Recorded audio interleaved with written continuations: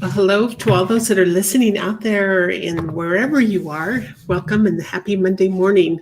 We have today Dr. Karen Perkins, and I met her at a networking event from Network Together a couple of months ago, and Yay. we finally connected. And she has some very interesting perspectives, but her main thought was how thoughts become things. And so we want to welcome Dr. Perkins. I'm Becky Norwood with Spotlight Publishing, bringing those stories and that wisdom to the world in the most amazing of ways. So Dr. Karen, would you introduce yourself, what you're doing, what is this thing, your thoughts become things, and let's go from there. Oh, well, the introduction is like 400 pages long because I am not young. Uh, However, right now I've got a movie coming out, How Thoughts Become Things, and I've got a lot of the same cast members from The Secret. And The Secret told the what and whys for the law of attraction.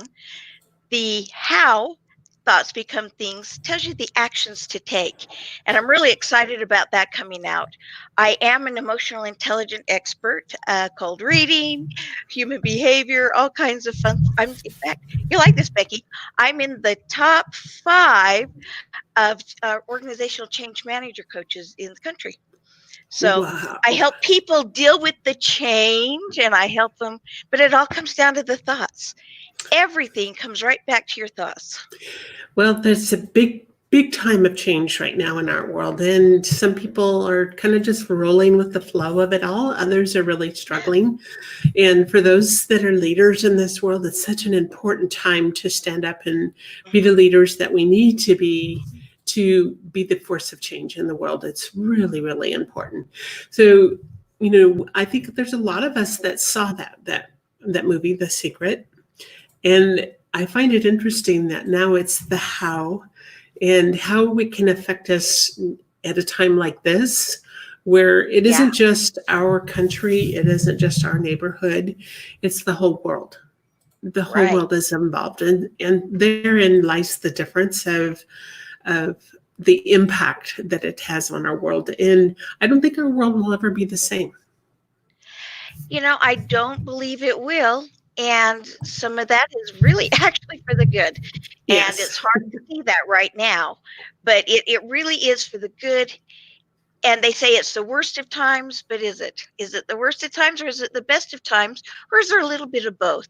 Now, the how, I find it interesting too that this is when it's coming out.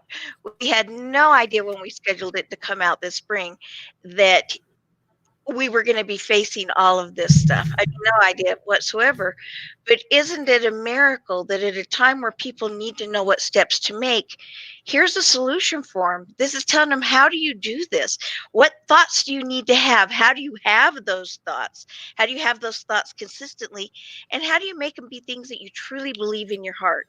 I mean, we all, well, many of us, I say all, but then I find out not everybody knows Napoleon Hill. It just shocks me always. But we all have heard something along the lines, but Napoleon's Hill quote is, what the human mind can conceive and believe, it will achieve. Well, what are we conceiving? And do we truly believe it?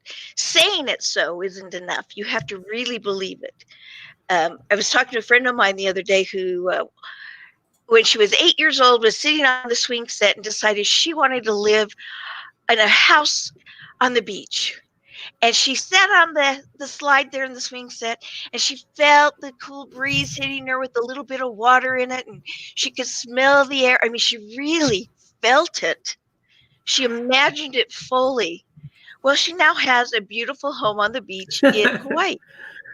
And it was like not even a question, and it was easy to get. And it's because she conceived it, she really believed it, and then she actually achieved it. And I have to say, in times like this, let's face the elephant in the room first. People have lost family members, they've lost loved ones and friends, they've lost colleagues. People's companies have closed down, if not temporarily, possibly permanently. People are locked inside of their houses with their children. Probably for the first Oh time, never this much my time. Yeah. And they're like, oh my gosh, they're driving me nuts. And guess what? You're driving your kids nuts too. Uh, but here's all these horrible things, and I want to address them. And I'm going to be a little sacrilegious. Is that okay, Becky? Absolutely, absolutely. I want to start with the death because that's going to be the one that's most offensive to some of you. And I apologize up front if you're offended by it. I cannot believe that any one of those people you lost, if they were standing next to you, would want you wailing and screaming and blaming the world and just being irritable. They would want you to live. They would want you to love. They would want you to look for the positive.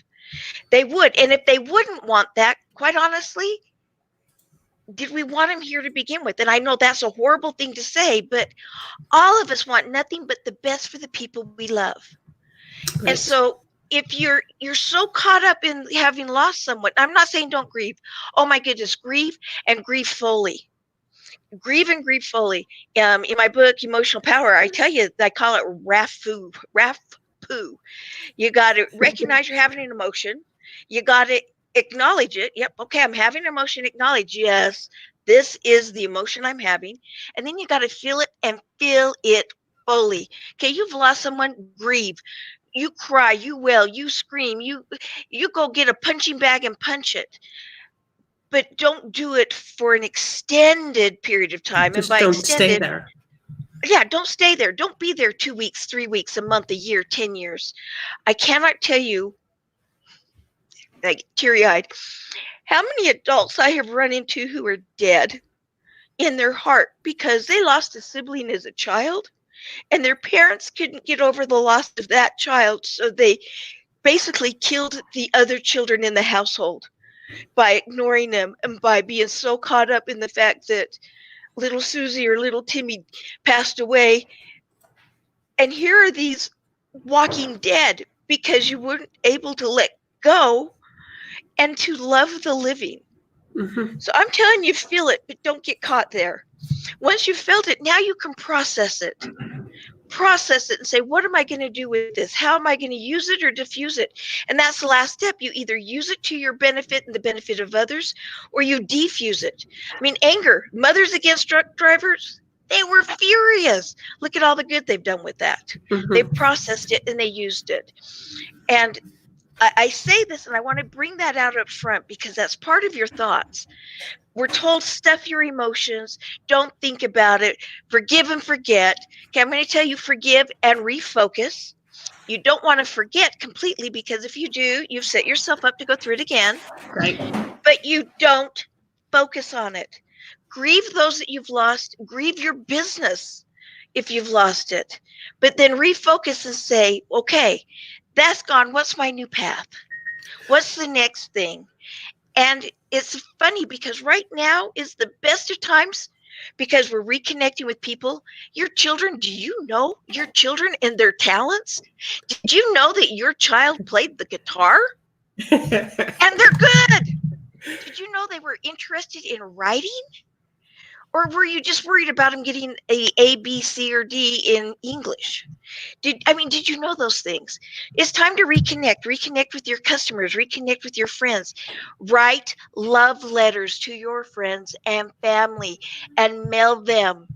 Postal carriers are essential and we'll deliver them. That's so these important. are things. Go ahead. Mm-hmm. Yeah. These are so important because I think our world was going so fast that we've lost that touch. We don't take, oftentimes we just in the routine, go, busy. And we don't often take the time to stop and just be with our families. Yeah. I think this is probably a time where parents have never, ever spent this much time with their own children, didn't know the things about their children. And then also with our own mates, I chuckle and I say that there's going to be either a lot of divorces or there's going to be a lot of babies coming up. Yeah, one or the other. And maybe both. Well, and it's true. So let's look at the best of times. Okay, I've addressed the worst of times. Let's look at the best of times. We are forced into a period of creativity. I mean, we're forced into it. What better time to be creative and come up with new innovations that are going to propel us forward as an individual, as a business, as a nation, as a world?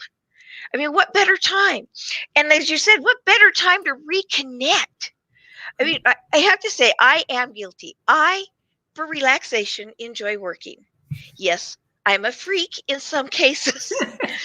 But my grandson came and is staying with me for a minute, and as I'm working at 10 o'clock at night, he just looked at me and he said, "Do you ever stop?" And I realized I don't. I don't. And it's been interesting because having people here basically 24/7, It changes everything, they're doesn't they're it? forcing me to stop, and I'm finding I'm accomplishing just as much. Right. I really am, but yet I'm reconnecting. I am reconnecting with myself. I'm reconnecting with them. I have time to actually study and learn new things.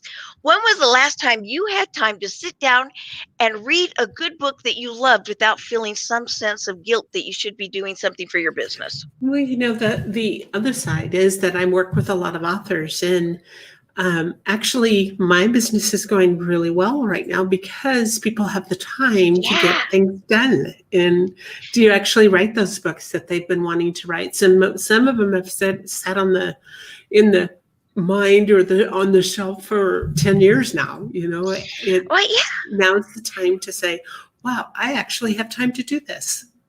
And Becky, I have to add, it's if you have a story, and you all do, then you must write it down. And if you have a hard time writing, put down the main thoughts. And I know Becky can help you find a ghostwriter. You're still writing the book. They're just putting the words in a way that it's understandable, because some of us have many talents and some writing is not one of them. But your story is still so valuable. It is through your words of wisdom. It is through your journal. It is through your path in life. It is through your history that others are going to learn. They're going to prevent having to go through it themselves. They're going to jump ahead and accelerate because you've showed them the way. And you're going to warm their hearts. And I don't care if it's a romance novel. Some of us need those from time to time. I Right. don't care if it's a sci-fi. Some of us need those fantasy. If it's a documentary, if it's a bibliography, if it's you know, fiction or nonfiction, it really doesn't matter. Those words, and I encourage everybody, go back to reading. Oh, for heaven's sakes. That is, when I'm reading is when I am most productive, when I am most creative, when I have the best relationships, because I have that relationship with me and my mind. And that reading is what helps my mind focus on the things it should, so that my thoughts can become things. And I don't know what things to think about if I don't know what's new out You got to there. fill it up with the good stuff. It's the sharing of our wisdom, our stories with the world. And I always say that if you can even impact just one life, then what more can you be grateful for? Yeah. And yet, Amen. and typically we impact many lives, and it's really important because otherwise because of the way that world has gone prior to this, with all the busy and everything, the storytelling has stopped to a large extent. Yeah. With especially when you go out to dinner and you see an entire family sitting around, nobody's conversing, everybody's on their, you know there's no And they're conversation talking to the happening. person sitting next to them. Yeah. That's what kills me. My kids will sit across the room, and I'm like, really? Yeah. Just say it. Oh, we don't want everybody to hear it. Then you shouldn't be saying Shouldn't it. be saying it. Go in the other room and say it Right. quietly. But yeah, no, we've lost the skill of communicating in a big way. And I mean, we are communicating, but the skills have definitely begun to waver. in a way that really is conducive. Writing is beautiful, and books and stories, but text messaging, it's not even a whole sentence. And I'm nothing against text messaging. If you want to get a hold of me, best thing to do is text me. I'll see that. Phone calls I may not get because it goes to an answering service. Emails, as Becky and I have discovered, don't always get through. I have an email troll that eats them. I don't know why. But I mean, text me. I love text, but I don't love to do my full communication through them. And, that's one of the things that I teach are, the 4 basic personalities, the animals. And it's how do you communicate with somebody so that they understand? And, Stephen Covey's 5th habit, seek first to understand, then to be understood. That means I have to speak in the way you hear, and I have to listen in the way you speak. And at this time, we have to practice that. We're with all of these people in our houses. We have to practice that. We're with people that are not in our houses. We really have to practice that because it's no longer face to face. And so it's a big thing. And how do our thoughts change that? That's what You care. yes. And this is the key, is the thoughts. How do we bring our thoughts? Sometimes we can call it stinking thinking. Stinking thinking. And when you catch yourself, maybe you've had a series of things that have gone on, and you find yourself thinking on things that they don't serve well. They don't. But how do you switch that? How do you get it to a different place where the thoughts are powerful and they transform your life and the lives of others? Okay, can I give a quick story and then give you some scientific things? The beauty of storytelling. Okay. Quick story. All right. I have what I call mental mind shifts. And you have to have them on purpose. Every once in a while, they happen accidentally. But you have to have a mental mind shift. And I'm going to go back to the science first and then tell the story. What happens is your thoughts flow through the amygdala, itty bitty bitty teeny tiny pinhead here in your brain. The amygdala then assigns it its emotion and its physical reaction. Okay? So emotion and physical reaction. The thing most people don't understand is that opposite emotions have the same physical reaction. Excitement, fear. Excited, your heart palpitates, you get butterflies, your throat gets tight, your palms get sweaty. What happens when you're scared? Your heart pounds, you get knots in your stomach. Your exact same thing. We just look at it different. So if you're not liking the way you feel, ask yourself, what am I thinking right now? And stop it. Yeah, easier said than done. If you like the way you feel, ask yourself, what am I thinking right now? And keep repeating those types of thoughts. And I'll go into another scientific way to do that in a moment. But a mental mind shift I had many years ago. And I have to tell you, I laughed so hard at myself. I'm driving down the freeway. I think most of us have done this. You look in the rearview mirror, you look over your shoulders, you look in the side, you look over, nobody's there, so you go to change lanes. And what happens? Undoubtedly, somebody is there. And they honk and they wave, and usually they don't wave with all hands and with and expression. I am so embarrassed. So I hurry and get back in my own lane. And I'm going, I'm sorry, all fingers, and okay, everything's up. Okay, so all fingers going, I'm so sorry, I'm so sorry. I was horrified. I was so embarrassed that I had cut that person off. Just was not on purpose at all. And I'm driving, and if it hadn't happened as quickly as it had, I don't know that I would have had my mental shift. Some moron cut me off, and I'm going, idiot, moron, who taught you how to drive? I'll bet they're as embarrassed as I just was. And so I had that mental mind shift. Now when people cut in front of me, I go, oh, how embarrassing. And I let it go. I'm calm when I get where I'm going. I don't think the world's out to get me. I don't think everyone on the road is a moron and an idiot. So I'm calmer. And guess what? I see those cars that are going to cut me off better than I did before because I'm relaxed. I'm calm. And I slow down and I let them in. So what? If I let in 5 cars, I'm still only 2 cars behind where I would have been at the off ramp.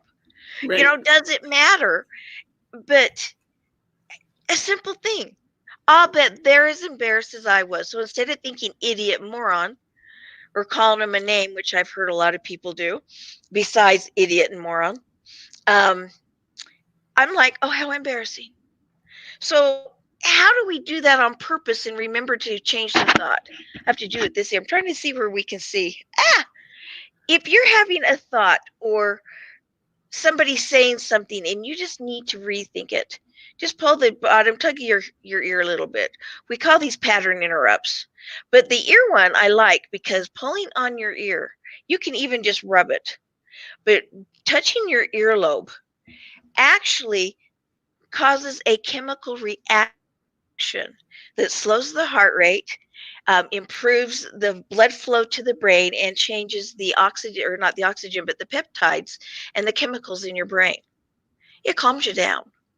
How And when you're interesting. calm, when you're calm, you can say, that is not a thought I want.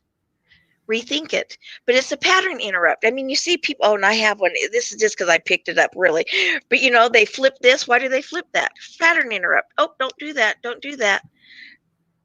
Yeah, I got to take that off. It was on the floor and I picked it up. But pattern interrupt.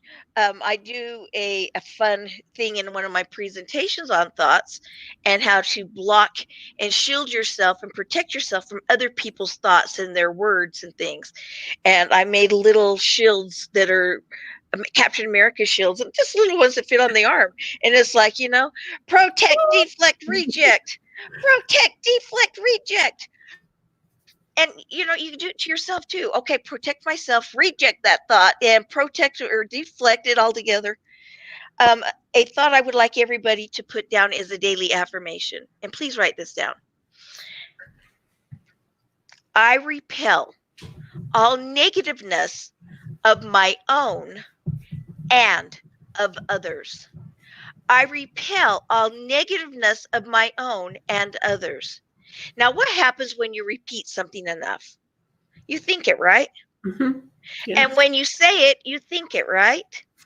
I have literally witnessed people who were in jobs where they dealt with the angry customers day in and day out make that one of their daily affirmations. And every day they say several times, I repel all negativeness of my own and of others. And if they got an extremely hostile customer in front of them, they silently say, I repel negativeness of my own and of others. And guess what happens? That other person calms right down and their negativity pretty much goes away.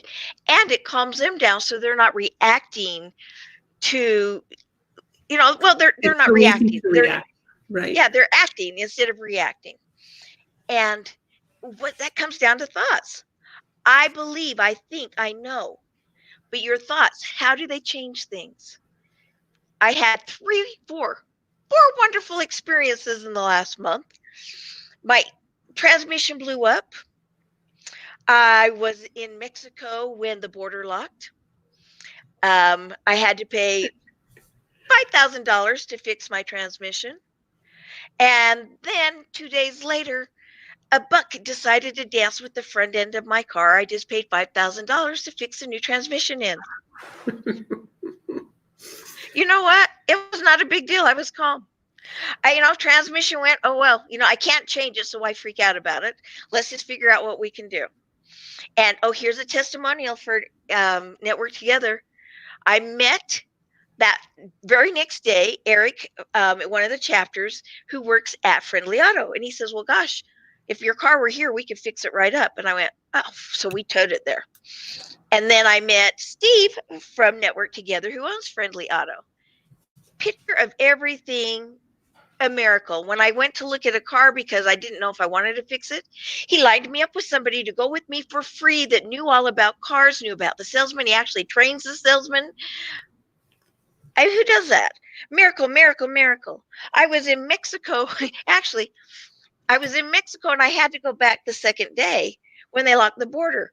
All the people in front of us, all the people behind us got harassed. We just went right through. Okay, go ahead. And then I had to go back the next day and I thought, oh no. And I had to, it was not an option. So we went back and thinking, what's going to happen? But I went, it's going to be fine. I thought it was going to be fine. What do I need to do? How am I going to make this fine? Well, I think it's going to be fine. I know the actions I have to take is to carry myself as though it is fine. How? Big difference, isn't it? Carry yourself. I got in, did what I had to do, got out. The people before us and after us got harassed. In fact, one person before us got taken aside in cuffs because they shouldn't have been. And it's like, oh, we went to, they got our passports. They went, have a great day. And we went on our way. That's on our way. We hit the deer. What was my first thought? Oh, I hit a deer. I hope he's okay. Seriously. That was my first thought. My grandson started to laugh at me and he says, you realize that the engine smoking? And I went, oh no, that's just the radiator. I've been practicing thinking like, but you know what the miracle is there? We were in the middle of nowhere. We ended up on 89A. That's a whole nother story. 89A, there are 100 miles between every city that has 6 people in it. And a half a mile before we hit the deer and a half a mile after, there was no internet service. Guess what was right where we hit the deer? Internet. We were able to call AAA and get towed. Miracle, miracle, miracle. And here's the fun one. It all depends on how you think about it, doesn't it? Yeah. Well, it would give you, it would cost them $217 more to fix my car than they valued it at. So they totaled my car. Yes, one I just paid $5,000 for. They also valued it at about $3,000 more than I would have. Don't tell the insurance company. I was able to basically recoup most of that $5,000, put a down payment down, and I went out and got me an Infinity. Yay! So the car gods were saying, Karen, go get yourself a new car. Guess what? I finally listened and I got a new car. What a miracle. I wouldn't have if I hadn't hit that deer. I wouldn't have. Yeah. It's just the way it is. And it's so funny because I see all these miracles because I think there are miracles and I look for miracles. And that's the difference. When you think there's going to be, you look for them. Your mind is compelled. Your subconscious is so protective of you. It is bound and determined to prove you right. So if you think the world's falling to hell in a handbasket, it will find all the bad things going wrong and it will focus on them. It will make sure it happens. It'll make sure it happens. If you think, you know what, things are bad. I'm not saying deny things are bad. Acknowledge them. Things are rough. I have a heavy heart, but I choose to be happy. I choose to focus on the miracles. I'm going to look for miracles. Oh my gosh, you will see miracle, miracle, miracle, miracle, miracle, miracle, miracle, miracle. You'll have things happen you didn't think would happen and that would not have happened if you'd been all focused in the doom and gloom. Wouldn't have happened. That's beautiful. I think we need to have a weekly daily shot of positive here. Maybe that's what we'll do. I think that would be awesome. Well, you know what? And we're just redoing my website. I will get you the link so that you can give it to all your listeners. But I'll give you a link to one of my audios. I have a bunch of, I'm a hypnotherapist. Did you know that? No, okay. I didn't. So I'm a certified hypnotherapist. I also do stage hypnosis, which is a lot of fun. 2 different things. But I'm a certified hypnotherapist, and I've got a lot of, we call them mind hacks, self-hypnosis CDs and things. But one of them I have is just daily positive affirmations. And I will get you the link to that so that you can give it to all your listeners. That would be awesome. I would give you the landing page, but we literally are right in the middle of redoing everything. So I don't know what that landing page is. But I think that is, everybody needs a burst of positive every day. Awesome. Every day. This has been a delightful conversation. Totally love it. And I will reconnect with you after this is over. But for those that have listened or will be listening to this, take some time to really enjoy this presentation. Dr. Karen Perkins has got a real good handle on how thoughts become things, and using all the tools that we have at our disposal, using this time to just really grow and be the impactful influencers we can be in our world. Each one of us have a role that is important for us to take on and make a difference for others. Karen, this has been awesome. Thank you. Becky, you are awesome. And I have to say one more time, folks, get your story out there. You do not know whose life you're going to save with your story. You just don't. And I've seen it happen over and over and over again. I see those miracles. So be part of that miracle. Get your story out. And like I said, I know Becky will get you help if you just don't know where to begin. So thank you. Get with her. Awesome. Very good. And thank you very much. And I'll end the book. In